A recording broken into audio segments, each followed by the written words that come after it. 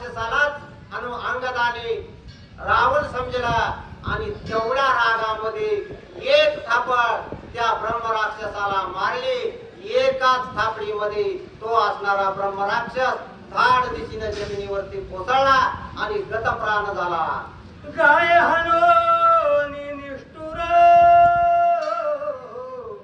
नकी तोडी वामून रुधिर आई चैतन्य पर्वत कर निशाचर पाडीला। अंगदाच्या एकाच बुक्कीमध्ये तो धाड दिशेने जमिनीवरती कोसळला आणि कोसळल्याबरोबर त्याच्या नाकातून तोंडातून भडभडा रक्त वाहू लागला आणि तो असणारा धुपाड देहाचा ब्रह्मराक्षस जमिनीवरती पडला।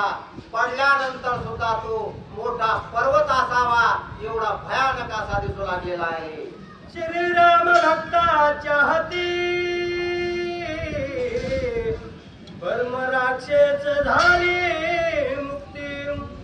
ऋषी सन्मुख येऊन चित्ती शाप निर्मुक्ती वनी केला। हा आपल्या इच्छा पूर्ण न झाल्यामुळे ब्रह्मराक्षस बनलेला हा ऋषीचा मुलगा आहे।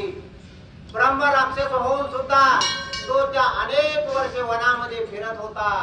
फिरत असताना या वानरांकडून म्हणजे जे राम भक्त आहे ज्यांच्या मुखामध्ये रामाचं नामस्मरण आहे, या सामान्य राम भक्ताच्या हातून त्याला मोक्ष प्राप्ती झालेली आहे। म्हणजे भूतांना सुद्धा मोक्ष प्राप्त करायचा असेल तर त्यांना सुद्धा अशा साधू संतांचा हात लागावा लागतो, साधू संतांचा उपदेश प्राप्त व्हावा लागतो किंवा साधू संतांचं दर्शन व्हावं लागतं। किमान साधू संतांच्या अंगावरून येणारा वारा जरी भूताच्या अंगाला लागला तरी त्याचा जो असणारा भूतात्मक देह आहे त्या देहापासून याचा उद्धार होतो, तो मुक्त होतो। त्याचप्रमाणे हा असणारा दंडक ऋषीचा मुलगा या अंगदाच्या स्पर्शाने आणि बुक्कीने मुक्त झालेला आहे, त्याचा उद्धार झालेला आहे। वन्यराचे वन प्रवेशन हे शाप निर्मुक्ती पावे वन। जेते जेते जाती भक्त जन तेते तेते स्थान अति मुक्त। जे देवाचे भक्त आहेत या देवाच्या भक्तामध्ये काय ताकद आहे तर ते ज्या ज्या ठिकाणी जातील त्या त्या पृथ्वीचा, दगडाचा, झाडाचा, गवताचा उद्धार केला जातो एवढी शक्ती या राम भक्तामध्ये आहे। आणि ज्यावेळी या हनुमंताची तुकडी, अंगदाची तुकडी त्या शाप असणाऱ्या वनामध्ये गेली त्याच वेळी त्या वनाचा उद्धार झालेला आहे, ते वन असणारं शापमुक्त झालेलं आहे।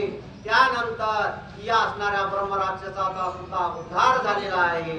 रणी पाडीला निशाचर